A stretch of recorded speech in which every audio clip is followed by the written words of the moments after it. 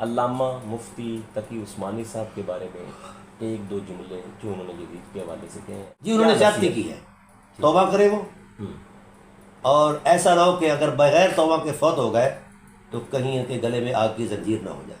وہ ہمارے بزرگ ضرور ہیں، قابل احترام ہیں، لیکن ان کو کس نے حق دیا کہ وہ یزید کی صفائی دیں؟ یزید کے قریب رہے ہیں. یہ پارسا بھی ہوتا، کعبے کا امام بھی ہوتا،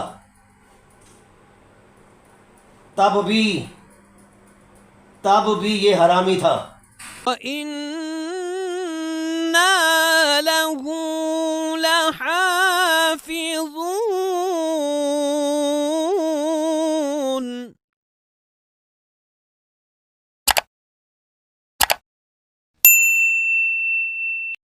بسم اللہ الرحمن الرحیم. اللہم صلی علی سیدنا و مولانا محمد وعلی آل سیدنا و مولانا محمد مبارک وسلم وصلی علیہ. السلام علیکم ورحمۃ اللہ وبرکاتہ. معزز و مکرم ناظرین و سامعین، میں ہوں آپ کا میزبان محمد اقبال چشتی فیض کارڈ یوٹیوب چینل کے ذریعے ایک نئے موضوع کے ساتھ آپ کی خدمت میں حاضر ہوں. حضرات ذی وقار، ملک پاکستان کے ایک نامور عالم دین جسٹس علامہ مفتی تقی عثمانی صاحب بہت بڑی اور علمی ایک قد آور شخصیت ہیں. ان کا جو کتاب ہے 4 مجلدات کے اندر فتاویٰ عثمانی، اس کی پہلی جلد کے اندر ہم نے صفحہ نمبر 174 75 76 سے جب ہم نے یزید جو ایک ملعون لعین اور ایک بد کردار ایک کریکٹر ایگزسٹ کرتا ہے، جس نے واضح طور پر سیدنا و مولانا امام حسین علیہ السلام کی شہادت میں اس کا پورا ہاتھ ہے. یزید کے بارے میں علامہ مفتی تقی عثمانی صاحب جو ہیں، ان کی جب ہم نے سٹیٹمنٹ پڑھی تو ہم تو حواس باختہ ہو گئے. لکھا ہوا یہ تھا کہ میری نظر میں یزید کا شراب پینا، اس کا فسق و فجور جو ہے وہ کبھی بھی میرے اتنے زیادہ مطالعے میں سے نہیں گزرا. پھر ان کی یہ سٹیٹمنٹ تھی کہ سرداد جو خواجہ معین الدین چشتی اجمیری رضی اللہ عنہ کا جو شعر ہے، سرداد نداد دست در دست یزید حقا کے بنا الہ الہ است حسین، اس کا کوئی نقطہ نظر ہی نہیں ہے تاریخی طور پر. یہ ان کی سٹیٹمنٹ ہے. فتاویٰ جات کی 4 مجلدات میں ان کی یہ کتابیں ہیں، 4 نیٹ پہ بھی موجود ہیں. پہلی جلد کا میں حوالہ دے رہا ہوں اس قضیہ اور مخمصہ کا کہ کیا واقعی یزید شرابی نہیں تھا، فاسق نہیں تھا، ٹھیک ہے، بندروں اور جو ہے نا جناب لاب کے ساتھ جو ہے نا اس کا کوئی لینا دینا نہیں تھا. اور پھر جو ہے حقا کے بنا انہوں نے شعر کے اوپر اعتراض کیا کہ اس کا کوئی نقطہ نظر ہی نہیں بنتا. پھر امام حسین جو ہے نا وہ کربلا کی طرف گئے تو وہ خود گئے، صحابہ کرام ان کو روک رہے تھے. تو اس طرح کا یہ سٹیٹمنٹ کی توضیح کے لیے ہم نے آج رابطہ کیا عالمی محقق کئی کتابوں کے مصنف علامہ ڈاکٹر پروفیسر صداقت علی فریدی صاحب سے. سر السلام علیکم ورحمۃ اللہ. سر میں نے آپ کے سامنے علامہ مفتی جسٹس تقی عثمانی صاحب کی کچھ 2-4 سٹیٹ، ویسے تو یہ 3-4 اوراق ہیں، ٹھیک ہے، یزید کے بارے میں انہوں نے لکھا ہے، تو میں نے جو مین ہائی لائٹس تھے نا وہ آپ کے سامنے رکھیں. اس کے بارے میں آپ کیا توضیح فرمائیں گے؟ بسم اللہ الرحمن الرحیم. یزید کی جو صفائی دینے والے احباب ہیں، قبلہ عثمانی صاحب بہت بڑی قداور شخصیت ہے، قابل احترام ہے، لیکن یہ اس مائنڈ سیٹ سے تعلق رکھتے ہیں جو شروع سے ہی اموی دین کے تسلسل کو ہی دین سمجھتے ہیں، اور اموی تصورات اور مزاج ہی ان کا دین ہے. ٹھیک ہے. تاہم ایک دانشور ہیں، بزرگ ہیں ہمارے، مجھے حیرت ہوتی ہے کہ عمر کے اس حصے میں یزید کی صفائی دینے کا ان کو داعیہ کیا پیش آیا، ضرورت کیا پیش آئی. ٹھیک، جو میں سمجھاؤں، ہمارے مفتی منیب صاحب نے بھی اس طرح کی گل افشانی فرمائی تھی، بلکہ زہر افشانی فرمائی تھی. جی. ایسا کیوں ہے؟ دراصل یزید کے کردار میں بنو امیہ کا سارا کردار چھپا ہوا ہے، عبد الشمس سے لے کر. یزید ننگا ہو گیا تو ساری امویت ننگی ہو گئی، ان کے مظالم ننگے ہو گئے. اور اموی دین کے پاس کوئی دینی قدر نہیں ہے. جبر، ظلم، بربریت، تشدد، فحش گوئی، یہ اثاثہ ہے اموی دین کا. تاہم اس پر تو انشاءاللہ میری تحقیق آئے گی کہ کربلا کے واقعہ کے اصل ذمہ دار کون ہیں. سردست اتنا میں عرض کرتا ہوں کہ یہ کربلا کو صفحہ ہستی سے ختم کرنا چاہتے ہیں۔ اللہ اکبر، کربلا دین کی بقا کا راز ہے۔ واہ، آپ کو پتہ ہے کہ یہود نے ایک سازش کی ہوئی ہے اور آپ بھی وہ چل رہی ہے۔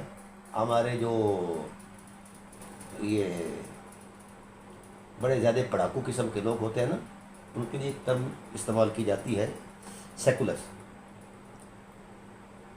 وہ یہاں تک جسارت کر چکے کہ قرآن سے وہ آیات جو جہاد کی ترغیب دیتی ہیں اور جہاد کے نتائج اور ثمرات کا تصور دیتی ہیں، ان کو نکال دیا جائے۔ ٹھیک، اور اگر جہاد ختم ہو گیا تو دین ختم ہو گیا۔ زور دیا جا رہا ہے نا، بڑے بڑے پس منظر میں پچھلی تاریخوں کے اندر یہ چیزیں ہوتی رہی ہیں۔ اب کربلا کو یہ بھلانا چاہتے ہیں ہمارے علماء اہل سنت۔ اللہ، چند علماء ایسے ہیں جنہوں نے کربلا کو تازہ رکھا ہوا ہے۔ اب وہ علماء جو کربلا کو، علماء اہل سنت جنہوں نے کربلا کو تازہ کر رکھا ہے، وہ علماء اہل سنت بریلوی سے ہوں یا دیوبند سے ہوں یا اہل تشیع سے ہوں۔ اہل تشیع کا تو کوئی شوق ہی یہی ہے نا کہ کربلا تازہ رہے، ٹھیک ہے، کیونکہ کربلا سے ہی ان کی زندگی ہے، وجود ہے، ٹھیک ہے نا۔ تو کربلا کا جو بھی سٹیٹس جس کے بھی نزدیک ہے وہ قائم رکھنا چاہتے ہیں، تاکہ مسلمانان عالم کو اس حیثیت کا اندازہ ہو اور اہل بیت علیہ السلام کی لطافت حرمت کا بھی اندازہ ہو، اور پھر ان کی قربانی اور ایثار اور وفا کی عظمتوں کا بھی اندازہ ہو، اور قوم کے اندر وہ جذبات جو ہیں وہ پیدا ہو حق کی خاطر۔ ٹھیک ہے، تو گزارش یہ کر رہا ہوں کہ اب کوئی چیز پوشیدہ نہیں رہے گی۔ یہ ان کا مؤلفین کا، مصنفین کا خیال ہے کہ جو ہم نے لکیریں ماری ہیں شاید ان کا کوئی اثر رہے۔ اب جناب 2 + 2 = 4، نہ 3.25 نہ 4۔ اب ہر ایک کی آنکھیں کھل چکی ہیں، ٹھیک ہے، کتابوں تک دسترس ہو چکی ہے، کس نے کہاں سے کیسی خیرت کی ہے یہ بھی ٹریس ہو چکا ہے۔ واہ، اب وہ دور آ رہا ہے حق کے غلبے کے لیے۔ یہ باطل کے جو پجاری تھے، باطل کے جو ترجمان تھے، یا نظریہ ضرورت کے تحت ایسی باتیں کرنے والے، ان کے خاتمے کا وقت آ چکا ہے۔ ٹھیک ہے، ٹھیک ہے نا۔ اللہ نے لِیُظْہِرَهُ عَلَى الدِّینِ کُلِّهِ کا جو تصور دیا تھا اس کا عملی نمونہ آنے والا ہے۔ اب کربلا پر یزید کا جو معاملہ یا یزید کے باپ کا معاملہ جو ہے، مجھے یہ بتایا جائے، آپ کی تو پھر ساری تاریخ ہی اندھی ہے۔ میں چھوڑو تاریخ اور مورخ کو، رسالت پر تو ایمان ہے نا، اللہ، لیکن ان مولویوں کا کوئی نہیں ہے۔ میں لکھ کر دینے کو تیار ہوں، ان ملاؤں کا رسالت پر اتنا ایمان نہیں ہے جتنا امویت پر ایمان ہے۔ ہاں، رسول دو عالم صلی اللہ علیہ وسلم نے اپنے بعد جس نظام کو قائم رکھا ہے اسلام کی آفاقی حرمت کے لیے ایز اے سسٹم، اہل سنت کے ہاں وہ خلافت ہے، تشیع کے ہاں وہ امامت ہے۔ 2 الگ الگ تصورات ضرور ہیں، لیکن مقاصد دونوں کے ایک ہیں، انصاف، باہمی احترام اور حقوق اور فرائض کے درمیان بیلنس، اور اس طرح کے مطلب امن عامہ، یہ ترجیحات ہیں دونوں نظاموں کی۔ ٹھیک ہے، تو اب ان دونوں نظاموں کو چیلنج کرنے کے لیے یہ افکار تراشے جاتے ہیں۔ ٹھیک ہے، ہاں، ان کی یہ تاریخ ہے، ان کی یہ تلاش خراش۔ اب رسالت پناہ عالم صلی اللہ علیہ وسلم نے خلافت کے بارے میں ایک خبر دی تھی کہ یہ 30 سال چلے گی۔ ٹھیک ہے، اس کے بعد ملک عزوز ہے، کاٹ کھانے والی حکومت، کاٹ کھانے والی حکومت۔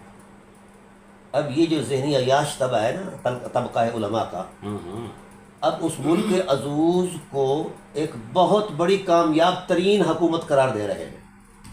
ٹھیک ہے، تو گویا رسالت پر عدم اعتماد ہو گیا، خدا پر تو پہلے ہی عدم اعتماد ہے۔ ان لوگوں نے کبھی بھی خدا کو نہیں مانا۔ جب اس ٹائٹل پر جاتے ہیں اگر مانتے تو تو خدا کی مانتے، خود کو خدا بنانے کی کوشش کرتے ہیں۔ اللہ اکبر۔ اچھا، چلیں ہم کسی کی ذات پر کیا بات کریں۔ تو کربلا کو اس لیے پس منظر میں رکھنے کی یہ سازش اور کوشش ہو رہی ہے کہ عبد الشمس سے لے کر یزید تک یہ اموی خاندان اپنے مظالم اور جارحیت کے اس تسلسل میں یہ ننگا ہوتا نظر آ رہا ہے. انہوں نے برقع پہنایا ہے، کسی کو اجتہاد کا درجہ دے دیا، کسی کو کوئی درجہ دے دیا. یہ گھریلو ٹرمنالوجی ہے نا جی، ذاتی. صحیح. مجھے یہ بتایا جائے 1,14,000 مسلمانوں کا قتل عام، جس میں 20,000 صحابہ ہیں. ان 20,000 صحابہ میں سے 800 بیت الرضوان والے صحابہ ہیں، رضی اللہ عنہم و رضوا عنہ کے ٹائٹل والے ہیں. اور ان میں بھی 150 پونے 200 کے قریب، یا ایک روایت کے مطابق 250 کے قریب اہل بدر ہیں، یوم الفرقان یوم التقل جمان والے. ادھر تو ان کا شور شرابہ بابے، یہ ذہنی عیاش ہیں یہ لوگ. ادھر شور شرابہ یہ کرتے ہیں کہ صحابہ کی تکریم کرو جی. ہاں جی ٹھیک ہے، بالکل کرنی چاہیے صحابہ کی تکریم. کیا صحابی کی تکریم صحابی پر نہیں ہے؟ ضروری ہے. تو کیا ان کے ماموں نے کبھی تکریم دی ہے کسی صحابی کو؟ داڑھی سے پکڑ پکڑ کر کے جناب اللہ رسوا کرتے رہے. اتنے صحابی قتل کیے. صحابی پر غیر پارلیمانی جملہ کسنا اگر کفر ہے تو صحابی کی بیٹی کے ساتھ زنا کرنا کون سا ایمان ہے، وہ بھی مدینے میں؟ کتنی ہزار مخدرات جو ہیں وہاں کی وہ ان کی زد میں آئی ہیں، واقعہ حرہ میں. واقعہ حرہ میں آئی ہیں. اور اس سے پہلے بھی یہ ظالم لوگ تھے. جی ہاں. اب صورتحال یہ ہے کہ یہ لوگ اپنے مکتبہ فکر کی فکر پر چلتے ہیں. نصوص قرآن سے بھی ان کا کوئی تعلق نہیں، نصوص نبوت سے بھی کوئی تعلق نہیں. اب رسول اللہ صلی اللہ علیہ وسلم جن کو قاتل باغی داعی النار کہہ رہے ہیں، اور وہ ثابت بھی تواتر سے ہے، اس پر بھی کبھی کسی نے اعتماد نہیں کیا. اب جاہلانہ تصورات دے کر اس کی طویلیں گھڑتے رہتے ہیں. ان کا کوئی رسالت پر ایمان نہیں ہے، کوئی خدا کی کلام پر ایمان نہیں ہے. وَيُؤْتِي كُلَّ ذِي فَضْلٍ فَضْلًا، قرآن کا قاعدہ ہے ہر صاحب فضیلت کو اس کی فضیلت کا حق دیا جائے. واہ. تو کیا خیال ہے ان کا جو ماموں ہیں جو مجتہد ہیں، جن کو یہ مجتہد کہتے ہیں، انہوں نے کتنا کسی کو حق دیا ہے؟ اب وہ قتل جو ہے، اور صحابہ کرام کا بہیمانہ قتل، حجر بن عدی اور بڑے صحابہ جن کو انہوں نے قتل کیا ہے، کیوں کیا ہے؟ یہ صرف علی سے پیار رکھتے تھے. واہ. یعنی مولا علی کی محبت کی وجہ سے. ہاں، کی وجہ سے. ٹھیک ہے. تو جانے من گزارش یہ ہے کہ یہ اموی دین والوں نے ہمیشہ، کسی نے تھوڑے سے پوس پاس کے سنجیدہ الفاظ کہہ دیے، کسی نے ذرا تلق کہہ دیے، کسی نے اور بھی ہدگی میں کہہ دیے. بات سب کی ایک ہی ہے. ٹھیک ہے. علامہ مفتی تقی عثمانی صاحب کے بارے میں ایک دو جملے جو انہوں نے جدید کے حوالے سے کہے ہیں. جی انہوں نے زیادتی کی ہے، توبہ کرے وہ، اور ایسا نہ ہو کہ اگر بغیر توبہ کے فوت ہو گئے تو کہیں ان کے گلے میں آگ کی زنجیر نہ ہو جائے. اللہ. وہ ہمارے بزرگ ضرور ہیں، قابل احترام ہیں، لیکن ان کو کس نے حق دیا کہ وہ یزید کی صفائی دیں؟ یزید کے قریب رہے ہیں. چلیں، یہ پارسا بھی ہوتا. اب میں اصول شرع بیان کر رہا ہوں. واہ. یہ پارسا بھی ہوتا، کعبے کا امام بھی ہوتا، تب بھی یہ حرامی تھا. اب میں آپ سے ایک سوال کرتا ہوں. شریعت کے دلائل کی ایک تدریج ہے. جی. ہمارے اہل سنت کے ہاں یہ مسلم بات ہے کہ کوئی تابعی صحابی کے برابر نہیں ہو سکتا. نہیں ہو سکتا. باقاعدہ حضور نے ونڈ کی ہے. ونڈ کی ہے نا. جی جی ایسا ہے نا. جی. چلیے آئیے پھر صحابہ کے باہمی درجات میں جو ہے نا وہ بھی ایک خاص امتیاز ہے. جی جی. فضائل میں مناقب. سبحان اللہ. سبحان اللہ. میرا سوال یہ ہے کہ صحابی افضل ہے نا. جب ان کے ماموں فوت ہوئے ہیں، یزید کے والد صاحب، تو ان کی آنکھیں بند ہو گئی تھیں، اسے کوئی صحابی نظر نہیں آیا اس کیلیبر کا. ہو. چلو حضور کی آل کے ساتھ تو دشمنی تھی. اللہ. اب یہ شرعی اصول عرض کر رہا ہوں. رسول خدا صلی اللہ علیہ وآلہ وسلم نے نبوی زبان سے یہ تشریعی احکام جاری فرمائے. فرمایا جس شخص نے میری ذات پر اپنی ذات کو ترجیح دی، قرآن میں بھی وہ موجود ہے، میری ذات پر اپنی ذات کو ترجیح دی، اس دائرہ اسلام سے خارج. اللہ لا ایمان لہ، او اس کا کوئی ایمان نہیں. جس نے میرے اہل پر اپنے اہل کو ترجیح دی، لا ایمان لہ. واہ جس نے میری اطرت پر اپنی اولاد کو ترجیح دی، اس کا کوئی ایمان نہیں. اللہ یہ صحابی ثابت کر رہے ہیں. رسول تو ایسے اسلام کا ایمان کا بھی انکار کر رہے ہیں. نہیں سمجھے؟ تو سب سے پہلے جو یعنی فروغ گزاشتے بڑے لوگوں سے بھی ہوگی. ہوں اب ہمارے ایک مولانا تھے فضول چشتی صاحب، ٹھیک ہے انہوں نے کہا جی حسنین کریمین مفضول ہے اور معاویہ جو افضل ہے، ٹھیک ہے کیونکہ معاویہ غزوات میں گیا ہے. ہوں میں نے کہا جی دیکھیے کس غزوے میں گیا، 8 سن ہجری کو تو وہ کلمہ پڑھ رہے ہیں. اللہ اب غزوہ اس کے بعد غزوہ حنین ہے. ٹھیک ہے یہ جو ابو سفیان ہے، ان کے نانا ہمارے بریلویوں کے نانا ہیں، اور ان کے بھی شاید نانا ہوں، اور 2 ماموں یزید بن ابی سفیان اور معاویہ بن ابی سفیان، صحیح. اور ایک صفوان بن امیہ. یہ اچھا چاروں یہ چاروں معاویہ بن ابی سفیان کو یہ کہتے ہیں، تو یزید بن ابی سفیان جو ان کے بھائی تھے ہاں ان کا نام نہیں لیتے کیوں؟ عجیب بات ہے. ہماری تاریخ میں یہ بات موجود ہے کہ ان کی تباہ اور ان کے احوال اس سے ہزاروں گنا بہتر تھے، او ہو اور اس کے بارے میں ایک حدیث بھی کوئی نہیں ہے فضیلت پر. اور معاویہ جس نے خدا کے نظام کو تہس نہس کیا، رسالت کے پیغام کو تہس نہس کیا، اس کے وجود کو اٹھایا، خلافت کے وجود کو ختم کر کے امارت اور سلطنت اپنا بادشاہت کی جناب اللہ. اچھا دیکھیے ڈرامہ، یہ دیکھو ہمارے ملاؤں کا ڈرامہ، یہ ڈرامے باز ہے، ذہنی عیاش ہے. اس نظام حکومت، یہ جو خلافت کے بعد بادشاہت ہے، ملک عدود ملک عدود، یہ اسلام کا نہ اصلی نظام ہے نہ فرعی نظام ہے. اللہ اسلام کے مزاج کے ہی خلاف ہے. او ہو اسلام کے تقدس مآب تعلیمات کے ہی خلاف ہے. اور پھر پوری قلم رو کے اندر اسلام کے ساتھ جتنا مذاق ہوا ہے اموی دور کے اندر، اتنا کسی کے اندر نہیں ہوا. اللہ اکبر. بڑی ہوش ربا حقائق آپ نے آج بیان کر اب دیے. یہ ہمارے پاکستان کے جو سیاستدان ہیں، ہمارے لوگ بڑے ان کے بارے میں ایک دوسرے جماعتوں کے بارے میں کہتے ہیں کہ یہ کرپٹ ہیں، فلاں ہیں، فلاں ہیں، فلاں فلاں ہوں گے.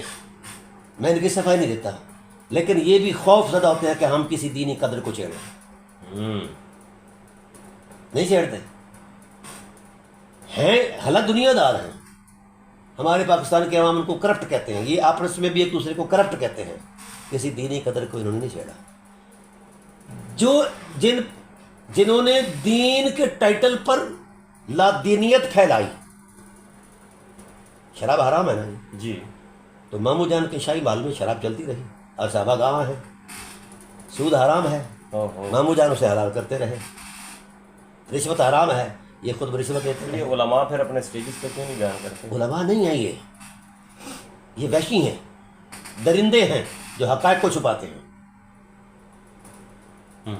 یا تو ان کی جہالت ہے، وہ الگ بات ہے. مطالعہ نہیں تو الگ بات ہے. مطالعے کے بعد اگر یہ نہیں کرتے، حق نہیں بولتے، تو درندے ہیں، یہ بھیڑیے ہیں. اللہ اکبر. ہاں اب گزارش یہ ہے کہ خدا کی طرف سے جو قائم کردہ نظام تھا، وعد اللہ الذین آمنوا وعملوا الصالحات لیستخلفنہم فی الارض کما استخلف الذین من قبلہم ولیمکنن لہم دینہم الذی ارتضی لہم ولیبدلنہم من بعد خوفہم امنا. واہ. ٹھیک ہے نا، قرآن کی نصوص ہے اور اس پر بڑے بڑے دلائل ہیں قرآن کریم سے، حدیث سے بھی. اس نظام کو چیلنج کیا.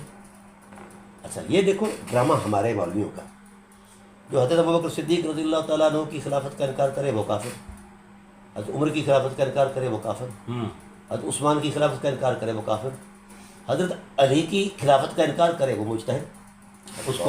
اس کو اس کا ثواب، اور جو 1,14,000 مسلمان قتل کیے جس میں 20,000 صحابہ ہیں اور 800 وہ صحابہ جو بیت الرضوان والے ہیں، 150-200 جناب والا وہ جو اپنا بدر والے ہیں، ان کو قتل کیا. ان کے قتل پر بھی قاتل کو ثواب ہی مل رہا ہے. یہ ہے آپ لوگوں کی ذہنی عیاشی، یہ ملاؤں کی ذہنی عیاشی. اس کا مطلب یہ ہوا کہ میرے پاس ایک اٹالین گورا پڑتا تھا، تو اس نے مجھے یہاں سے سوال پٹ اپ کیا کہ آپ ٹیررسٹ ہیں. میں نے کہا بے وقوف، سلامتی ہمارا دین ہے اسلام. کہنے لگا صفین میں بھی گئے ہیں. میں نے کہا صفین کہنے کا جنگ ہو جاتی ہے، ٹھیک ہے، لڑائی انسان کا ایک طبی فعل ہے، حق اور باطل بھی ٹکراتے رہے، یہ ہوتا رہا، لیکن کبھی کسی نے قتل عام کو بھی ثواب کہا؟ اوئے اوئے، تم نے اس قتل عام کو ثواب کہا، ٹھیک ہے نا؟ ہمیں یہ کہا جاتا ہے کہ جناب اللہ فلاں فلاں فلاں. اب دیکھیے بنو امیہ کی جتنے بھی سال رہی ہے حکومت، ان کا ہدف اہل بیت رہے، اللہ اکبر. اور خود مامو جان اہل بیت کو ممبروں پر گالیاں دیا کرتے تھے. جی ہم نے صحیح احادیث سے وہ کتاب میں لکھ دیا ہے، مامو جان کے گورنرز گالیاں دیتے تھے، اس لیے میں نے کتاب لکھی من سب علی فہو اللہ کافر. اکبر. اور جو نہیں دیتا تھا اس کو بلا کے باقاعدہ اس کو جو ہے حاضری. وہ کئی لوگوں کی زبانیں کاٹ دی ہیں، اللہ اکبر. بہت کچھ کیا ہے. تو عثمانی صاحب سے میں گزارش کروں گا، آپ بزرگ ہیں، اپنی ان رشات قلم سے ذرا رجوع فرما لیں تو آخرت شاید اچھی ہو جائے. اللہ اکبر. اگر آپ وکیل صفائی بنتے ہیں تو پھر ہم آپ کے فریق ہیں، کھڑے ہیں الحمدللہ، اور آپ کو دھو کر جواب دیں گے. اللہ. دوسری بات یہ ہے کہ دیکھیے نصوص اصل ہے، قرآن کی نصوص ہیں یا نبوت، ٹھیک ہے نا؟ اب رسول دو عالم صلی اللہ علیہ وآلہ وسلم نے اب جب یہ قاعدہ بنا دیا، جس نے میرے اولاد پر اپنی اولاد کو ترجیح دی. واہ. اچھا اب حسین کا اور یزید کا کوئی موازنہ بنتا ہے؟ بنتا ہی نہیں ہے. ٹھیک ہے نا؟ اچھا یہ جو اگر صحابی ہے اور اس کے قاعدے، اس کو مجتہد بھی کہا جاتا ہے، تو کیا خیال ہے اتنی عظیمت اور پھر یہ نہیں چلو حسین علیہ السلام تو اس وقت اس عمر میں ہے، فلاں فلاں فلاں، اکابر صحابہ بھی موجود تھے، ماہرین بھی موجود تھے، جنہوں نے حضور کی ذات کے ساتھ 23 سال وفا کی، جان مال تن من دن لگا دیا، پھر حضور کے نظام کی بحالی کے لیے دور دراز کے سفر کر کے وہاں کردار دیا. ٹھیک ہے. جہاں جہاں تک اس کا پھیلاؤ ہوا سلطنت اسلامیہ کا، وہاں کردار دیا، اور کس کس تصور سے دیا ہے بندے کی عقل کو پسینہ آ جاتا ہے. وہ موجود تھے، کسی کو گھاس تک نہیں ڈالا گیا. اوہو. بنو امیہ پر یہ نازل ہوا تھا کہ تم ہی لوگوں کی مطلب یہ کرو گے. میرٹ کیا تھا؟ آج بھی سینیارٹی کا ایک ٹائٹل موجود ہے، کارکردگی، اور اس میں سینیارٹی کا ایک تصور موجود ہے. تو کیا سینیارٹی تھی بنو امیہ کی؟ مثلا معاویہ صاحب کی کیا سینیارٹی تھی؟ کارکردگی. کیا کارکردگی؟ کسی غزوے میں شریک ہوئے اور کیا کارکردگی دی؟ وہاں چھپ کر بیٹھے رہے ریت کے ٹیلے کے پیچھے، بعد میں کسی غزوے میں شریک ہی نہیں ہوئے. اور تبوک کا اگر نام لیا جاتا ہے تو وہاں تو بہت خطرناک حالات ہیں. نہیں سمجھے؟ یہ چیزیں موجود ہیں، ان کو مد نظر رکھنی چاہیے. ٹھیک. پھر معاویہ سے کہا گیا، حضرت عثمان کے بیٹے ابان بن عثمان نے کہا، سعید بن عثمان نے کہا، ٹھیک ہے، ان کی بیٹی نے کہا کہ ہمارے باپ کے خون کو سیڑھی بنا کر خلافت پر آئے ہو تو اس کو دے رہے ہو جس کے اندر لیاقت ہی نہیں ہے. اوہو. ٹھیک ہے. تو انہوں نے کہا جہاں مجھے اپنا بیٹا ہے وہاں کوئی بھی نہیں ہے. واہ. کیا ایک. ٹھیک ہے. اس طرح بڑے بڑے اکابر لوگوں نے کہا. یہ شرارت تھی شعبہ بن مغیرہ بن شعبہ کی، اس کو کسی وجہ سے معزول کر دیا گیا. اس نے اپنی گورنری کو بچانے کے لیے یہ جناب پلان کیا کہ میں ایسے پھنساؤں گا جناب والا معاویہ کو، نکل نہیں سکے گا، اور ایسا بھی ہوا. ٹھیک ہے. اب معاویہ صاحب کے استقبال پر خطبہ کو کھڑا کیا جاتا، صحیح سند کی آساد حدیث ہے، خطبہ کو کھڑا کیا جاتا، اٹھو اور علی کو گالیاں دو. ٹھیک ہے. ہر گورنر کو حکم تھا، آرڈیننس تھا. یعنی یہ ہے پس منظر. اب اس پس منظر میں جو علماء اس کی حکومت کو جائز کہہ رہے ہیں، میں برملا کہتا ہوں کہ معاویہ صاحب کی اپنی حکومت غیر شرعی، غیر اخلاقی، غیر دینی تھی. جتنی دین کی قدریں اس حکومت میں پامال ہوئی ہیں اور شاہی محلات میں پامال ہوئی ہیں، کہیں نہیں اتنی دین، ایسا نہیں ہوا. یہ دینی حکومت ہے. اور امام علی مقام کا جو قیام ہے یہ ان پر فرض تھا، ورنہ ان کی امامت صد میں رہتی، قابل اعتراض رہتی. اس لیے انہوں نے اپنا ٹائٹل جو ہے اس کو برقرار رکھنے کے لیے یہ کردار دیا ہے. اچھا آئیے اب میں تھوڑا سا اور آپ کو یہاں حوالہ کر دوں. صحابہ نے روکا، ٹھیک ہے. کیوں روکا؟ وجہ کیا تھی؟ صاحب بصیرت ائمہ دین تھے یا یہ لوگ تھے؟ صحیح. مدینے سے نکلے، کوئی ساتھ نہیں گیا، او ٹھیک، صرف انہوں نے مدینے کے حالات سے آگاہی کے لیے اپنے بھائی حنفیہ محمد بن حنفیہ جو ہیں ان کو وہاں خود حکم لیا کر ہے. ساری اہل بیت چلے گئی، اور چلے کیوں گئی؟ ان کو کلوز اپ کر دیا گیا تھا، یا قتل ہے یا یزید کی بیعت ہے. اللہ. تو آپ نے وضاحت دے دی کہ ایسے شخص کیا. اچھا، اب عثمانی صاحب کو 1400 سال کے بعد پتہ چل گیا ہے کہ وہ شرابی نہیں تھا، کبابی نہیں تھا، وہ زانی نہیں تھا، ظالم نہیں تھا، فاسق نہیں تھا. امام حسین کو پتہ نہیں چلا. اللہ اکبر. اللہ اللہ اللہ. امام علی مقام کے سامنے اس کی کوئی شرافت دینی موجود ہوتی تو کیا ضرورت تھی امام کو وہاں کھڑے ہونے کی؟ حضرت عمر کے خاصا اپنے مد مقابل کیوں نہیں کھڑے ہوئے؟ نہ امام علی کھڑے ہوئے ہیں، نہ امام حسن کھڑے ہوئے ہیں، حضرت عثمان کے کیوں نہیں کھڑے ہوئے؟ حضرت ابوبکر صدیق کے سامنے کیوں نہیں کھڑے ہوئے؟ واہ. ان کے مقدس تقدس مآب رویے ان کے سامنے تھے، اور وہ سمجھتے تھے اہل بیت کے جو نظام چل رہا ہے یہ نتیجہ خیز ہے. اور جب وہ ایسا شخص آیا، اس کے باپ کے رویے سب کے سامنے تھے، ٹھیک ہے، اور اس کے رویے سب کے سامنے تھے. تو امام علی مقام جو زمانے میں ہیں، ہم اثر ہیں، ان کو نہیں پتہ چلا. وہ کہہ رہے ہیں کہ یہ شرابی ہے، یہ زانی ہے، یہ بدعہد ہے، فلاں جتنی بھی اس کے معائب ہیں وہ بیان کیے. لیکن تعجب کی والی بات ہے کہ اس پر اعتماد نہیں ہے. عثمانی صاحب کی 1400-1500 سال بعد مطلب یہ جو 4 لائنیں اس پر اعتماد ہے. عثمانی صاحب نے کس بنیاد پر، کس ٹائٹل پر صفائی دی ہے یہ بطور، یہ صحیح سند کے ساتھ ثابت کریں، اس کی فقاہت ثابت کریں، اس کی علمی بصیرت ثابت کریں، اور اس کی انتظامی مہارت ثابت کریں. کچھ تو بتائیں. اللہ اللہ اللہ. یہ ڈرامہ بازی کیوں کرتے ہیں؟ کچھ تو بتائیں نا. ان کی اخلاق، اعلیٰ اخلاق کی کوئی مثال دیں، اعلیٰ کردار کی کوئی مثال دیں. یہ عبد الشمس سے یہ دشمنی چلی آئی ہے اور یہاں آ کر اختتام پذیر ہوئی. بعد میں جو دشمنی آج بھی جاری ہے یہ دشمنی، اور ان لوگوں سے قدغن کھاتے ہیں جو اہل بیت کا احترام لیتے ہیں. اب تو ہمارے لوگوں نے مطلب یہ کہنا شروع کر دیا ہے واقع کربلا کے بارے میں، جوڑ توڑ کرنی شروع کر دی ہے. پانی بند نہیں ہوا تھا، پھر ڈرامے بازی. پانی بند تو انہوں نے صفین میں بھی کیا تھا. پھر مولا کائنات نے جب ٹھوکا تو تتر بتر ہو گئی ساری فوج. پھر آپ کا قبضہ ہو گیا پورے نہر پر. تو آپ نے کہا ہم وہ نہیں ہیں جو تم ہو، آؤ ہمارے سامنے پانی پیو اور بھرو. واہ.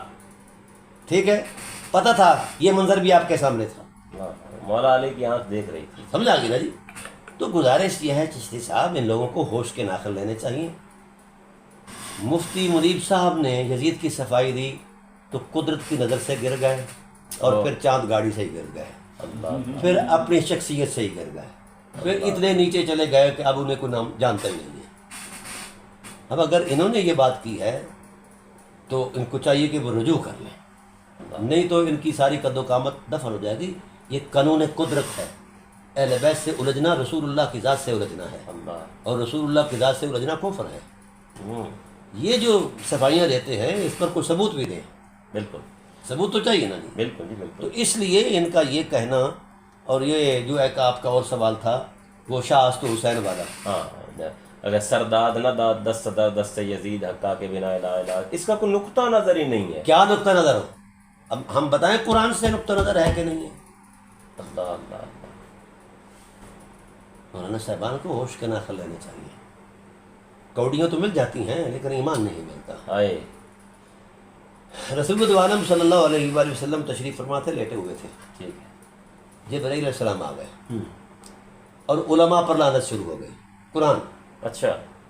ہاں، حضور کے ذہن میں بات آئی کہ علم وجہ فضیلت ہے اور اللہ علماء پر لعنت کر رہا ہے. تو اللہ تعالیٰ نے وہی فرمائی، لیم بألسنتہم وطعنا فی الدین. میرے حبیب جو علم تیری گستاخی سکھائے اس پر لعنت ہی کرنی چاہیے. اللہ اللہ اللہ. تیرے سراپے کو ہم نے صرف یہ پیکر خاکی نہیں رکھا، یہ سراپا عین دین ہے. اللہ. تیری ذات پر تان ہی دین پر تان ہے. اور اس وقت مولا حسین حضور کی ذات کے اس پر کھیل رہے تھے سینہ اقدس پر. واہ تو یوں لہرا کر کہا خدا کا میں دین ہوں، خدا کے دین کا پیکر میں ہوں، اور حسین مجھ سے ہے، میں حسین سے ہوں، یہ میرا دین ہے۔ اور صحابہ کرام نے ان کو سینے پر کھیلتے دیکھا نا، تو گو بگو کی کشمکش تھے کہ یہاں تو قرآن نازل ہوتا ہے، آئے ہائے تو یہاں حسین آ کر بیٹھ گیا ہے، تو حضور نے فرمایا یہ سوچا تم نے حسین اور قرآن دو الگ حقیقتیں نہیں ہیں، واہ الحسین والقرآن والقرآن والحسین لن یفترقا حتی یرضی علیہ الموت۔ واہ رب سب واہ اس دین کو جتنی بھی دین کی بابت قرآن میں لفظ دین آیا ہے اس کے ٹائٹل پر بطور عقیدہ آیا ہے، لکم دینکم ولی دین۔ حسین عقیدے کی اکائی ہے، اس کا عقیدہ ہی جہنمی ہے جس کے عقیدے میں عقائد کے طور پر یہ حسین نہیں ہے۔ اس لیے حضرت خواجہ خواجگان نے فرمایا شاہ است حسین، بادشاہ است حسین، دین است حسین۔ حسین عقیدہ ہے، خود عقیدہ ہے حسین۔ واہ ان مولوی کو کیا پتا حسین کیا ہے؟ اللہ اللہ یہ داڑھی لمبی کر لیتے ہیں، ٹوپی سر پر رکھ لیتے ہیں۔ لکم دینکم ولی دین کا ٹائٹل کیا ہے؟ دین است حسین، دین پر پکا، سر داد نہ داد، سر دے دیا، لیکن ملعون کے ہاتھ میں ہاتھ نہیں دیا۔ حقات بنا لا الہ حسین، لا الہ تو حسین نہیں ہے لیکن لا الہ کی طاقت اور بنا ضرور ہے، واہ حجت خدا ہے حسین۔ واہ یہ مولوی بیچارے گھر میں بیٹھ کر سوچتے ہیں، بڑا نام لے کر، بڑی شخصیت کے لبادے میں اتر کر اتنی بڑی باتیں کریں، ہم نہیں کرنے دیں گے اللہ کے فضل سے۔